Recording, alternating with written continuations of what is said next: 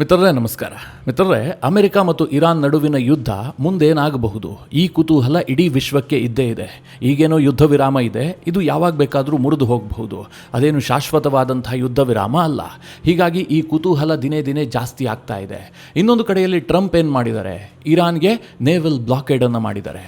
ಇರಾನ್ನಿಂದ ಯಾವುದೇ ಹಡಗು ಕೂಡ ಬರಬಾರ್ದು, ಯಾವುದೇ ಹಡಗು ಕೂಡ ಇರಾನನ್ನು ತಲುಪಬಾರ್ದು. ನಾವು ಒಂದು ಸಾಸಿವೆ ಕಾಳು ಕೂಡ ಇರಾನ್ನಿಂದ ಹೊರಬರದಂತೆ ನೋಡ್ಕೊಳ್ತೀವಿ ಅಂತ ಟ್ರಂಪ್ ನೇವಲ್ ಬ್ಲಾಕೇಡ್ ಅನ್ನು ಘೋಷಣೆ ಮಾಡಿದ್ದಾರೆ.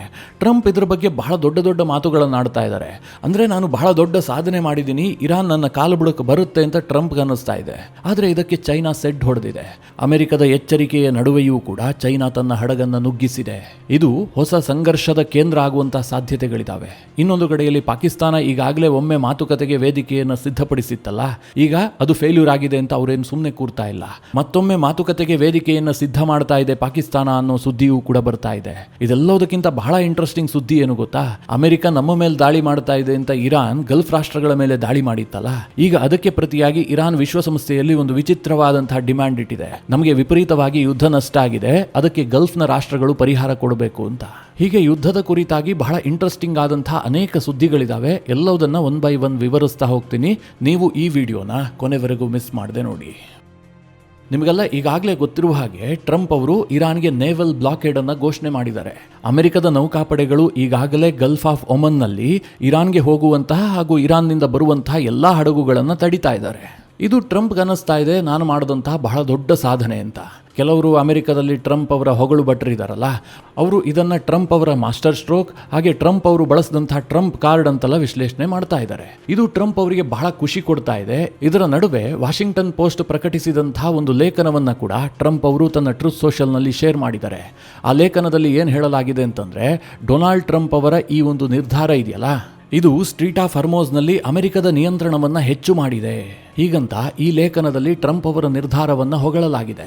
ಅಂದರೆ ಕಳೆದ ವಾರ ಅಮೆರಿಕದಲ್ಲಿ ಬಹಳಷ್ಟು ಟೀಕೆಗಳು ವ್ಯಕ್ತವಾಗಿದ್ದು, ಟ್ರಂಪ್ ಅವರು ಏಕಾಏಕಿಯಾಗಿ ಯುದ್ಧ ವಿರಾಮ ಘೋಷಿಸಿದ್ರಿಂದಾಗಿ ಸ್ಟ್ರೀಟ್ ಆಫ್ ಹರ್ಮೋಸ್ನಲ್ಲಿ ಇರಾನ್ಗೆ ಒಂದು ಸ್ಟ್ರಾಟಜಿಕ್ ಆದಂತಹ ವಿಕ್ಟರಿ ಸಿಕ್ಕಿದೆ, ಅಮೆರಿಕಾಗೆ ಹಿನ್ನಡೆ ಆಗಿದೆ ಅಂತ ಅಮೆರಿಕದಲ್ಲೇ ಪತ್ರಿಕೆಗಳು ಲೇಖನವನ್ನು ಪ್ರಕಟಿಸ್ತಾ ಇದ್ವು. ಈಗ ಟ್ರಂಪ್ ಅವರು ಈ ನೇವಲ್ ಬ್ಲಾಕೇಡ್ ಮಾಡ್ತಿದ್ದ ಹಾಗೆ ವಾಷಿಂಗ್ಟನ್ ಪೋಸ್ಟ್ನಂತಹ ಪತ್ರಿಕೆಯೂ ಕೂಡ ಟ್ರಂಪ್ ಅವರ ನಿರ್ಧಾರದಿಂದ ಅಮೆರಿಕಾಗೆ ಲಾಭ ಆಗಿದೆ, ಇಲ್ಲಿ ಪವರ್ ಬ್ಯಾಲೆನ್ಸ್ ಆಗಿದೆ, ಇರಾನ್ಗೆ ದೊಡ್ಡ ಚೆಕ್ಮೇಟ್ ಕೊಟ್ಟಂತಾಗಿದೆ ಅಂತ ಅವರು ಲೇಖನವನ್ನು ಪ್ರಕಟಿಸಿದ್ದಾರೆ. ಇದು ಟ್ರಂಪ್ಗೆ ಬಹಳ ಖುಷಿ ಕೊಟ್ಟು ಅದನ್ನು ಶೇರ್ ಮಾಡಿದ್ದಾರೆ. ಯಾಕೆ ಈ ವಿಚಾರವನ್ನು ಆರಂಭದಲ್ಲೇ ಹೇಳಿದೆ ಅಂತಂದರೆ, ಅಮೆರಿಕದವರು ಸದಾ ಒಂದು ಭ್ರಮಾಲೋಕದಲ್ಲಿರ್ತಾರೆ. ಅವರೇ ಹೊಗಳಿಕೊಳ್ತಾ ಇರ್ತಾರೆ, ಬೇರೆ ಯಾರೋ ಹೊಗಳಬೇಕು ಅಂತ ಅವರು ಕಾಯೋದೇ ಇಲ್ಲ. ಈಗ ಇರಾನ್ಗೆ ನೇವಲ್ ಬ್ಲಾಕೇಡ್ ಮಾಡಿರುವಂತಹದ್ದು ದೊಡ್ಡ ಸಾಧನೆ ಅಂತ ಇವರು ಬಿಂಬಿಸಿಕೊಳ್ತಾ ಇದ್ದಾರಲ್ಲ, ಈ ನೇವಲ್ ಬ್ಲಾಕೇಡ್ ಯಾವ ಮಟ್ಟಿಗೆ ಕಾರ್ಯರೂಪಕ್ಕೆ ಬಂದಿದೆ, ನಿಜವಾಗ್ಲೂ ಕೂಡ ಇರಾನ್ಗೆ ಯಾವುದೇ ಹಡಗುಗಳು ಹೋಗ್ತಾ ಇಲ್ವಾ ಅಥವಾ ಇರಾನ್ನಿಂದ ಯಾವ ಹಡಗುಗಳು ಕೂಡ ಬರ್ತಾ ಇಲ್ವಾ ಕೇಳಿದ್ರೆ, ಚೈನಾ ಇದನ್ನು ಉಲ್ಲಂಘನೆ ಮಾಡಿಬಿಟ್ಟಿದೆ. ಅಮೆರಿಕದ ಎಚ್ಚರಿಕೆಯ ನಡುವೆಯೂ ಕೂಡ ಅಮೆರಿಕ ನಿರ್ಬಂಧ ವಿಧಿಸಿರುವಂತಹ ಚೈನಾದ ಟ್ಯಾಂಕರ್ ಒಂದು ಈ ಹರ್ಮೋಸ್ ಅನ್ನು ದಾಟಿಬಿಟ್ಟಿದೆ. ಅಮೆರಿಕದ ನೌಕಾಪಡೆಯ ಹಡಗುಗಳ ಪಕ್ಕದಲ್ಲೇ ಚೈನಾದ ಹಡಗು ಸಾಕ್ತಾ ಇದ್ರೂ ಕೂಡ ಅಮೆರಿಕದ ನೇವಿ ಶಿಪ್ಗಳಿಗೆ ಅದನ್ನು ತಡೆಯೋದಕ್ಕೆ ಸಾಧ್ಯ ಆಗಿಲ್ಲ. ಚೈನಾದ ಆ ಹಡಗಿನ ಹೆಸರು ರಿಚ್ ಸ್ಟಾರಿ ಅಂತ. ಅಮೆರಿಕ ಈ ಹಿಂದೆಯೇ ಈ ಹಡಗು ಕಂಪನಿಯ ಮೇಲೆ ನಿರ್ಬಂಧವನ್ನು ವಿಧಿಸಿತ್ತು. ಈಗ ನೇವಲ್ ಬ್ಲಾಕೇಡ್ ಅನ್ನು ಕೂಡ ಮಾಡಿದೆ. ಆದರೂ ಸಹ ಈ ರಿಚ್ ಸ್ಟಾರಿ ಎನ್ನುವಂಥ ಹಡಗು ಯಶಸ್ವಿಯಾಗಿ ಹರ್ಮೋಸ್ ಅನ್ನು ದಾಟಿ ಅರಬ್ಬಿ ಸಮುದ್ರವನ್ನು ಪ್ರವೇಶ ಮಾಡಿದೆ. ಇದು ಅಮೆರಿಕದ ನೇವಲ್ ಬ್ಲಾಕೇಡ್ ಆದ ಬಳಿಕ ಹೊರಬಂದಂತಹ ಇರಾನ್ ಮತ್ತು ಚೈನಾಗೆ ಸಂಬಂಧಪಟ್ಟಂತಹ ಮೊದಲ ಹಡಗು ಅನ್ನುವಂಥ ವರದಿ ಆಗ್ತಾ ಇದೆ. ಸಹಜವಾಗಿ ಇದು ಬಹಳ ದೊಡ್ಡ ವಿಚಾರ. ಯಾಕೆ ಅಂತಂದರೆ, ಅಮೆರಿಕ ಈಗ ನೇವಲ್ ಬ್ಲಾಕೇಡ್ ಮಾಡಿದ್ದೀವಿ, ಬಹಳ ಯಶಸ್ವಿಯಾಗಿ ಅದು ಜಾರಿಗೆ ಬಂದಿದೆ, ಇರಾನ್ನ ಮೇಲೆ ಒತ್ತಡ ಆಗ್ತಾ ಇದೆ ಅಂತ ಅವರು ಪೋಸ್ಟ್ ಕೊಡ್ತಾ ಇದ್ದಾರೆ. ಅಮೆರಿಕ ನೇವಲ್ ಬ್ಲಾಕೇಡನ್ನು ಯಾವ ರೀತಿಯಾಗಿ ಮಾಡೋದಕ್ಕೆ ಸಾಧ್ಯ? ಏನು ಇಡೀ ಗಲ್ಫ್ ಆಫ್ ಒಮನ್ನಲ್ಲಿ ಒಂದರ ಹಿಂದೆ ಒಂದು ಅಮೆರಿಕದ ಹಡಗನ್ನು ನಿಲ್ಲಿಸ್ಬಿಟ್ಟು ಆ ಇಡೀ ದಾರಿಯನ್ನು ಕ್ಲೋಸ್ ಮಾಡೋದಕ್ಕೆ ಸಾಧ್ಯ ಇರುತ್ತಾ? ಖಂಡಿತವಾಗ್ಲೂ ಇಲ್ಲ. ಅಮೆರಿಕದ ಪ್ರೆಸೆನ್ಸ್ ಅಲ್ಲಿರುತ್ತೆ, ಅವರು ಘೋಷಣೆಯನ್ನು ಮಾಡಿರ್ತಾರೆ, ಇಲ್ಲಿ ಯಾವುದೇ ಹಡಗು ಸಾಗೋದಾದರೂ ಕೂಡ ನಮ್ಮ ಪರ್ಮಿಷನನ್ನು ತೆಗೆದುಕೊಳ್ಳಬೇಕು, ನಮ್ಮ ಪರಿಶೀಲನೆ ಆದ ಬಳಿಕವೇ ಆ ಹಡಗು ಇಲ್ಲಿಂದ ಪಾಸ್ ಆಗಬೇಕು ಅಂತ ಅವರು ಘೋಷಣೆ ಮಾಡಿರ್ತಾರೆ. ಆದರೆ ಚೈನಾದ ರಿಚ್ ಸ್ಟಾರಿ ಎನ್ನುವಂಥ ಟ್ಯಾಂಕರ್ ಹಡಗಿದೆಯಲ್ಲ, ಅವರು ಅದಕ್ಕೆ ಬೆಲೆನೇ ಕೊಟ್ಟಿಲ್ಲ. ಅವರು ತಮ್ಮ ಪಾಡಿಗೆ ಹಡಗನ್ನು ಚಲಾಯಿಸಿಕೊಂಡು ಬಂದಿದ್ದಾರೆ. ಯಾವುದೇ ರೀತಿಯಲ್ಲೂ ಅಮೆರಿಕವನ್ನು ಸಂಪರ್ಕ ಮಾಡೋದಕ್ಕೆ ಹೋಗಿಲ್ಲ. ಇದು ಏನನ್ನು ಸೂಚಿಸುತ್ತೆ ಅಂತಂದರೆ, ಅಮೆರಿಕಾಗೆ ಚೈನಾ ಸೆಡ್ಡು ಹೊಡೆದಿದೆ, ಅಮೆರಿಕದ ನಿಯಂತ್ರಣಕ್ಕೆ 3 ಕಾಸಿನ ಬೆಲೆಯನ್ನು ಕೊಡ್ತಾ ಇಲ್ಲ ಅನ್ನೋದನ್ನು ಸೂಚಿಸುತ್ತೆ. ಹಾಗಾದರೆ ಅಮೆರಿಕ ಏನು ಮಾಡಬಹುದು? ಚೈನಾದ ಹಡಗನ್ನು ಉಡಾಯಿಸುತ್ತಾ ಕೇಳಿದ್ರೆ, ಟ್ರಂಪ್ ಏನೋ ಹಾಗೆ ಹೇಳ್ತಾ ಇದ್ದಾರೆ. ಇವತ್ತು ಬೆಳಗ್ಗೆ ಅದರ ಬಗ್ಗೆ ಸ್ಟೇಟ್ಮೆಂಟ್ ಕೂಡ ಕೊಟ್ಟಿದ್ದಾರೆ. ಇಲ್ಲಿ ಟ್ರಂಪ್ ಅವರು ಪರ್ಟಿಕ್ಯುಲರ್ ಆಗಿ ಚೈನಾವನ್ನು ಬೊಟ್ಟು ಮಾಡಿ ಹೇಳಿಲ್ಲ, ಆದರೆ ಅವ್ರೇನು ಎಚ್ಚರಿಕೆ ಕೊಟ್ಟಿದ್ದಾರೆ ಅಂತಂದರೆ, ಈ ಗಲ್ಫ್ ಆಫ್ ಒಮನ್ ಮತ್ತು ಹರ್ಮೋಸ್ ಜಲಸಂಧಿಯಲ್ಲಿ ನಮ್ಮ ಬ್ಲಾಕೇಡ್ ಇರುತ್ತೆ, ಅದಕ್ಕೆಲ್ಲರೂ ಕೂಡ ಬೆಲೆ ಕೊಡಬೇಕು, ಅಲ್ಲಿ ನಮ್ಮ ಸಂಪರ್ಕ ಮಾಡಿಯೇ ಹಡಗುಗಳು ಪಾಸ್ ಆಗಬೇಕು. ಒಂದು ವೇಳೆ ಇದನ್ನು ಯಾರಾದರೂ ಉಲ್ಲಂಘಿಸಿದ್ದೇ ಆದರೆ ತಕ್ಷಣ ಆ ಹಡಗನ್ನು ನಾಶ ಮಾಡ್ತೀವಿ, ಯಾವುದೇ ರೀತಿಯಲ್ಲೂ ಕೂಡ ಸಣ್ಣ ವಿನಾಯಿತಿಯನ್ನು ಕೂಡ ಕೊಡೋದಿಲ್ಲ ಅಂತ ಟ್ರಂಪ್ ಘೋಷಣೆ ಮಾಡಿದ್ದಾರೆ. ಆದರೆ ಚೈನಾದ ಹಡಗು ಯಾವ ಪರ್ಮಿಷನ್ ಅನ್ನು ತೆಗೆದುಕೊಳ್ಳದೆ ಅಲ್ಲಿ ಈಸಿಯಾಗಿ ಪಾಸ್ ಆಗಿದೆ. ಇದನ್ನು ಹೇಳಿದಾಗ ನಿಮಗೊಂದು ಪ್ರಶ್ನೆ ಬರಬಹುದು, ಈಗೇನೋ ಒಂದು ಹಡಗು ಪಾಸ್ ಆಗಿದೆ, ಮುಂದೆ ಏನಾದರೂ ಚೈನಾದ ಹಡಗು ಇಂತಹ ಸಾಹಸ ಮಾಡೋದಕ್ಕೆ ಹೋದರೆ ಅಮೆರಿಕ ಅದನ್ನು ಉಡಾಯಿಸುತ್ತಾ ಅಂತ. ಮಿತ್ರರೇ, ಅಂತಹ ಸಾಧ್ಯತೆ 100ಕ್ಕೆ 100ರಷ್ಟು ಕಡಿಮೆ. ಯಾಕೆ ಗೊತ್ತಾ? ಚೈನಾದ ಹಡಗಿಗೆ ಅಮೆರಿಕ ಹಾನಿ ಮಾಡಿದ್ದೇ ಆದರೆ ಅದು ಚೈನಾವನ್ನು ಯುದ್ಧಕ್ಕೆ ಆಹ್ವಾನಿಸಿದಂತೆ. ಈಗಾಗಲೇ ಇರಾನ್ ಯುದ್ಧದಲ್ಲಿ ಅಮೆರಿಕ ಸಿಕ್ಕಾಕೊಂಡಿದೆ. ಇರಾನ್ಗೆ ಚೈನಾ ಸಪೋರ್ಟ್ ಮಾಡ್ತಾ ಇದೆ, ಬ್ಯಾಕ್ ಚಾನಲ್ನಲ್ಲಿ ಶಸ್ತ್ರಾಸ್ತ್ರವನ್ನು ಕೂಡ ಕೊಡ್ತಾ ಇದೆ ಅಂತ ಅಮೆರಿಕದ ಇಂಟೆಲಿಜೆನ್ಸ್ ಹೇಳ್ತಾ ಇದೆ. ಇಂತಹ ಪರಿಸ್ಥಿತಿಯಲ್ಲಿ ಚೈನಾದ ಹಡಗನ್ನು ನಾಶ ಮಾಡಿಬಿಟ್ಟು ಚೈನಾವನ್ನು ಯುದ್ಧಕ್ಕೆ ಆಹ್ವಾನ ಮಾಡೋದಿದೆಯಲ್ಲ, ಇದು ಅಮೆರಿಕಗೆ ಬಹಳ ದುಬಾರಿ ಆಗುತ್ತೆ. ಇದಕ್ಕೆ ಅಮೆರಿಕ ಏನು ಮಾಡಬಹುದು ಕೇಳಿದ್ರೆ, ಚೈನಾದ ಹಡಗುಗಳು ಇದೇ ರೀತಿಯಾಗಿ ಪಾಸ್ ಆಗೋದಕ್ಕೆ ಶುರು ಮಾಡಿದ್ದೇ ಆದರೆ ಅಮೆರಿಕ ಅದನ್ನು ಬಂಧಿಸೋದಕ್ಕೆ ಟ್ರೈ ಮಾಡಬಹುದು. ಈ ಹಿಂದೆ ಒಂದು ವಿಚಾರ ನಿಮಗೆ ನೆನಪಿರಬಹುದು, ವೆನಿಜುಲಾದಲ್ಲಿ ಮದುರೋರನ್ನು ಅಮೆರಿಕ ಸೆರೆ ಹಿಡಿಯುತ್ತಲ್ಲ, ಅದಾದ ಬಳಿಕ ರಷ್ಯಾದ ಒಂದು ಹಡಗನ್ನು ಅಮೆರಿಕ ವಶಕ್ಕೆ ಪಡೆದಿತ್ತು, ಅದನ್ನು ಬಂಧಿಸಿಬಿಟ್ಟು ಅಮೆರಿಕದ ಕಡಲ ತೀರಕ್ಕೆ ತಂದಿತ್ತು. ಈಗ ಚೈನಾ ಹಡಗುಗಳನ್ನು ಕೂಡ ಅಮೆರಿಕ ಹಾಗೆ ಮಾಡಬಹುದು. ಅದನ್ನು ಬಿಟ್ಟು ಹಡಗಿನ ಮೇಲೆ ದಾಳಿ ಮಾಡ್ತಾರೆ, ಮಿಸೈಲ್ ಪ್ರಹಾರ ಮಾಡ್ತಾರೆ ಅಂತ ನನಗಂತೂ ಅನ್ನಿಸ್ತಾ ಇಲ್ಲ. ಇನ್ನು ಪಾಕಿಸ್ತಾನದ ವಿಚಾರಕ್ಕೆ ಬರೋಣ. ಪಾಕಿಸ್ತಾನ ಈಗಾಗಲೇ ಇಸ್ಲಾಮಾಬಾದ್ನಲ್ಲಿ ಒಂದು ಸುತ್ತಿನ ಶಾಂತಿಯ ಮಾತುಕತೆಯನ್ನು ಹೋಸ್ಟ್ ಮಾಡಿತ್ತು, ಆದರೆ ಅದು ಫಲ ಕೊಟ್ಟಿಲ್ಲ. ಅಮೆರಿಕದ JD ವ್ಯಾನ್ಸ್ ನಿಯೋಗ ಮತ್ತು ಇರಾನ್ನ ಗಾಲಿಬಾಫ್ ಅವರ ನೇತೃತ್ವದ ನಿಯೋಗ ಬಂದು ಮಾತುಕತೆ ನಡೆಸಿದ್ರೂ ಕೂಡ ಯಾವುದೇ ಅಂತಿಮವಾದಂತಹ ಒಪ್ಪಂದಕ್ಕೆ ಬರೋದಕ್ಕೆ ಸಾಧ್ಯ ಆಗಿಲ್ಲ. ಹೀಗಾಗಿ ಪಾಕಿಸ್ತಾನಕ್ಕೆ ಬಹಳ ದೊಡ್ಡ ಹಿನ್ನಡೆ ಅಂತ ಇದನ್ನು ವ್ಯಾಖ್ಯಾನ ಮಾಡಲಾಗ್ತಾ ಇದೆ. ಈ ನಡುವೆ ಪಾಕಿಸ್ತಾನ ಏನು ಮಾಡ್ತಾ ಇದೆ ಗೊತ್ತಾ? ಒಂದು ಪ್ರಯತ್ನ ವಿಫಲವಾದ್ರೇನಂತೆ, ಎರಡನೇ ಪ್ರಯತ್ನ ಮಾಡೋಣ ಅಂತ ಅವರು ಬ್ಯಾಕ್ ಚಾನಲ್ನಲ್ಲಿ ಅಂತಹ ಪ್ರಯತ್ನಕ್ಕೆ ಕೈ ಹಾಕಿದ್ದಾರೆ ಎನ್ನುವಂಥ ವರದಿ ಆಗ್ತಾ ಇದೆ.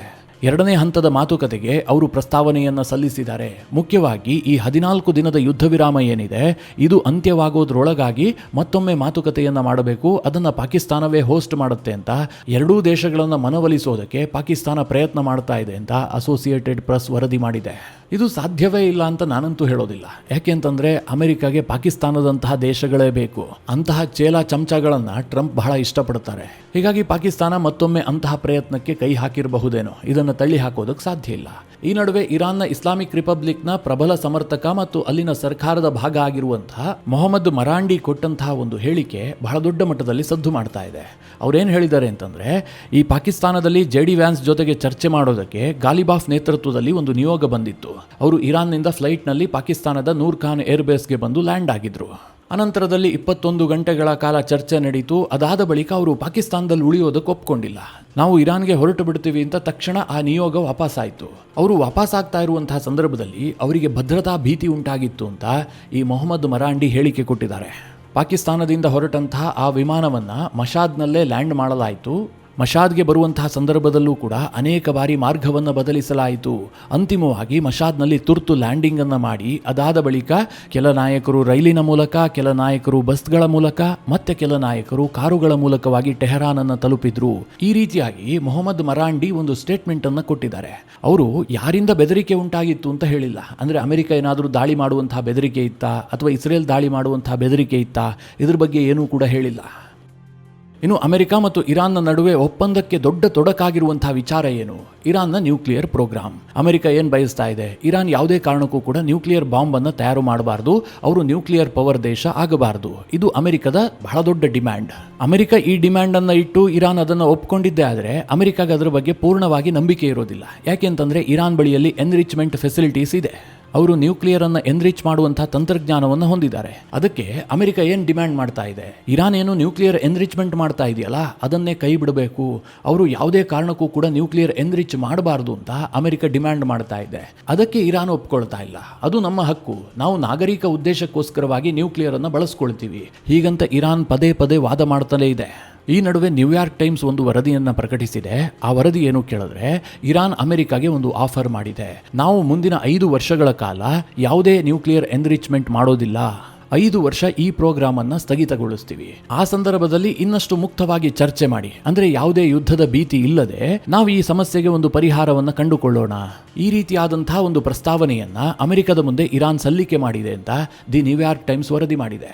ಅದೇ ವರದಿಯಲ್ಲಿ ಏನು ಹೇಳಲಾಗಿದೆ ಅಂತಂದರೆ ಅಮೆರಿಕ ಇದಕ್ಕೆ ಒಪ್ಪಿಕೊಂಡಿಲ್ಲ, 5 ವರ್ಷಕ್ಕೆ ಅಮೆರಿಕಾಗೆ ತೃಪ್ತಿ ಇಲ್ಲ, ಮುಂದಿನ 20 ವರ್ಷಗಳ ಕಾಲ ಇರಾನ್ ನ್ಯೂಕ್ಲಿಯರ್ ಎನ್ರಿಚ್ಮೆಂಟ್ ಮಾಡದಂತೆ ಭರವಸೆ ಕೊಟ್ಟಿದ್ದೇ ಆದರೆ, ಆ ರೀತಿಯ ಒಪ್ಪಂದಗಳಾಗಿದ್ದೇ ಆದರೆ ಅಮೆರಿಕ ಅದನ್ನು ಒಪ್ಪಿಕೊಳ್ಳುತ್ತೆ ಹೀಗಂತ ಈ ವರದಿಯಲ್ಲಿ ಹೇಳಲಾಗಿದೆ. ಅಂದರೆ ಈ ಯುದ್ಧವನ್ನು 20 ವರ್ಷ ಮುಂದೂಡಿದ ಹಾಗಷ್ಟೇ. ಇರಾನ್ನ ನ್ಯೂಕ್ಲಿಯರ್ ಸಮಸ್ಯೆಗೆ ಶಾಶ್ವತ ಪರಿಹಾರ ಇದರಿಂದ ಸಿಗೋಕ್ ಸಾಧ್ಯವೇ ಇಲ್ಲ. ಈ 20 ವರ್ಷದ ಅವಧಿಯಲ್ಲಿ ಇರಾನ್ ಕದ್ದು ಮುಚ್ಚಿ ತನ್ನ ವ್ಯವಹಾರವನ್ನು ಹಾಗೆ ಮುಂದುವರಿಸಬಹುದು.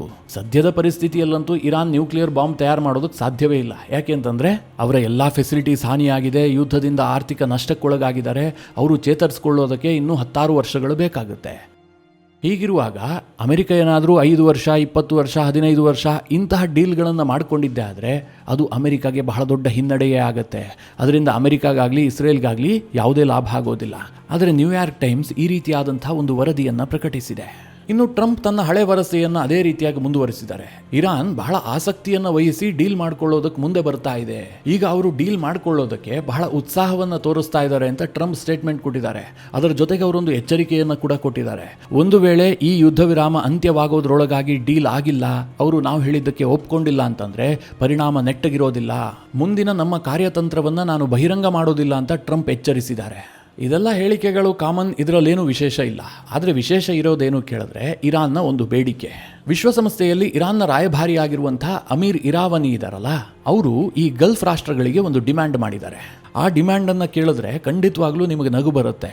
ಅದೇನು ಕೇಳಿದ್ರೆ ಈ ಯುದ್ಧದಲ್ಲಿ ಇರಾನ್ಗೆ ಬಹಳಷ್ಟು ನಷ್ಟ ಆಗಿದೆಯಲ್ಲ, ಅದಕ್ಕೋಸ್ಕರವಾಗಿ Bahrain, Saudi Arabia, Qatar, UAE, Jordan ಈ ದೇಶಗಳು ನಮಗೆ ಅತ್ಯಧಿಕ ಪ್ರಮಾಣದಲ್ಲಿ ಯುದ್ಧ ನಷ್ಟ ಪರಿಹಾರವನ್ನು ಕೊಡಬೇಕು.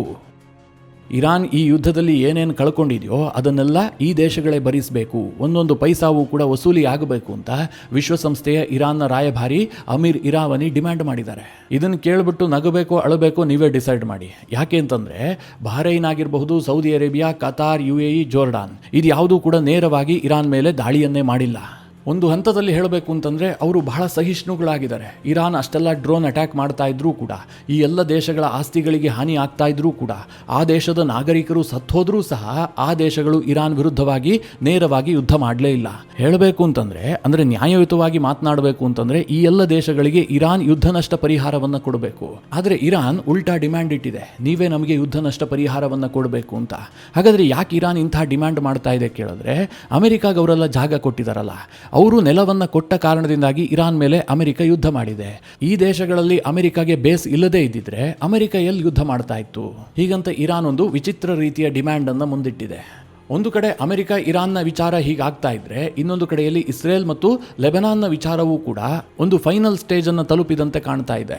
ಅಮೆರಿಕದ ಸೆಕ್ರೆಟರಿ ಆಫ್ ಸ್ಟೇಟ್ ನೇತೃತ್ವದಲ್ಲಿ ಇಸ್ರೇಲ್ ಮತ್ತು ಲೆಬನಾನ್ನ ತಂಡ ನೇರವಾಗಿ ಮಾತುಕತೆಯಲ್ಲಿ ಭಾಗಿಯಾಗ್ತವೆ. ಲೆಬನಾನ್ ಪರವಾಗಿ ನಾದಾ ಹಮದೇಹ್ ಅಂದರೆ US ನಲ್ಲಿರುವಂತಹ ಲೆಬನಾನ್ನ ರಾಯಭಾರಿ, ಇನ್ನೊಂದು ಕಡೆಯಲ್ಲಿ ಇಸ್ರೇಲ್ನ ಯಾಚಿಯಲ್ ಲೈಟರ್ ನೇತೃತ್ವದ ತಂಡ ಲೆಬನಾನ್ ವಿಚಾರದ ಮಾತುಕತೆಯಲ್ಲಿ ಭಾಗಿಯಾಗುವಂಥದ್ದು ಫೈನಲ್ ಆಗಿದೆ. ಇಲ್ಲಿ ಅಮೆರಿಕದ ಪ್ರಯತ್ನ ಏನು ಕೇಳಿದ್ರೆ, ಇಸ್ರೇಲ್ ಲೆಬನಾನ್ ಮೇಲೆ ಯುದ್ಧ ಮಾಡ್ತಾ ಇಲ್ಲ. ಇಸ್ರೇಲ್ನ ಉದ್ದೇಶ ಇರುವಂತಹದ್ದು ಲೆಬನಾನ್ನ ಸ್ವಾಯತ್ತತೆಗೆ ಧಕ್ಕೆ ತರುವಂತಹದ್ದಲ್ಲ. ಬದಲಾಗಿ ಲೆಬನಾನ್ನಲ್ಲಿರುವಂತಹ ಇರಾನ್ನ ಫ್ರಾಕ್ಸಿಗಳಾದಂತಹ ಹಿಜ್ಬುಲ್ಲಾ ವಿರುದ್ಧವಾಗಿ ಇಸ್ರೇಲ್ ಯುದ್ಧ ಮಾಡ್ತಾ ಇದೆ. ಇದರಿಂದ ಲೆಬನಾನ್ಗೆ ಯಾವುದೇ ಹಾನಿ ಮಾಡುವಂತಹ ಉದ್ದೇಶವನ್ನು ಇಸ್ರೇಲ್ ಇಟ್ಕೊಂಡಿಲ್ಲ ಅಂತ ಅಮೆರಿಕ ಈಗಾಗಲೇ ವಾದ ಮಾಡ್ತಾ ಇದೆ. ಹೀಗಾಗಿ ಹಿಜ್ಬುಲ್ಲಾಗಳ ಜೊತೆಗೆ ಮಾತನಾಡೋದರ ಬದಲಾಗಿ ನೇರವಾಗಿ ಲೆಬನಾನ್ ಜೊತೆಗೆ ಮಾತುಕತೆಗೆ ಅಮೆರಿಕ ವೇದಿಕೆಯನ್ನು ಕಲ್ಪಿಸಿದೆ. ಲೆಬನಾನ್ ಮತ್ತು ಇಸ್ರೇಲ್ನ ನಡುವೆ ಗಡಿ ವಿಚಾರದಲ್ಲಿ ಸಾಕಷ್ಟು ತೊಡಕುಂಟಾಗ್ತಾ ಇದೆ. ಯಾಕೆಂತಂದ್ರೆ ದಕ್ಷಿಣ ಲೆಬನಾನನ್ನು ಇಸ್ರೇಲ್ ವಶಕ್ಕೆ ಪಡೆದುಕೊಂಡಿದೆ. ಬಹಳ ದೊಡ್ಡ ಭೂಪ್ರದೇಶವನ್ನೇ ಇವರು ಕಂಟ್ರೋಲ್ಗೆ ತೆಗೆದುಕೊಂಡಿದ್ದಾರೆ. ಇದು ಈ ಮಾತುಕತೆಯ ವೇಳೆಯೇ ಇತ್ಯರ್ಥ ಆಗುವಂಥ ಸಾಧ್ಯತೆಗಳಿದ್ದಾವೆ. ಮಿತ್ರರೇ, ಈ ಬಗ್ಗೆ ಏನೇ ಡೆವಲಪ್ಮೆಂಟ್ ಆದರೂ ಕೂಡ ವಿಡಿಯೋ ಮಾಡಿ ನಿಮಗೆ ತಿಳಿಸುವಂತಹ ಪ್ರಯತ್ನ ಮಾಡ್ತೀನಿ. ಈ ಎಲ್ಲ ವಿಚಾರಗಳ ಕುರಿತಾಗಿ ನಿಮ್ಮ ಅನಿಸಿಕೆ ಅಭಿಪ್ರಾಯಗಳೇನು ಕಮೆಂಟ್ ಮಾಡುವ ಮೂಲಕ ನಮಗೆ ತಿಳಿಸಿ. ಹಾಗೆ ನಿಮಗೆ ಈ ವಿಡಿಯೋ ಇಷ್ಟವಾದರೆ ಲೈಕ್ ಮಾಡಿ. ಜೊತೆಗೆ ನೀವಿನ್ನೂ ನಿಮ್ಮ ನೆಚ್ಚಿನ ಸಂಸ್ಕಾರ ಸೌರಭ ಯೂಟ್ಯೂಬ್ ಚಾನಲ್ನ ಸಬ್ಸ್ಕ್ರೈಬ್ ಮಾಡಿಲ್ಲ ಅಂತಾದರೆ ಈ ಕೂಡಲೇ ಸಬ್ಸ್ಕ್ರೈಬ್ ಮಾಡಿ. ಮುಂದಿನ ಎಲ್ಲ ಅಪ್ಡೇಟ್ಗಳ ನೋಟಿಫಿಕೇಷನ್ಗಾಗಿ ಬೆಲ್ ಐಕಾನ್ ಒತ್ತಿ.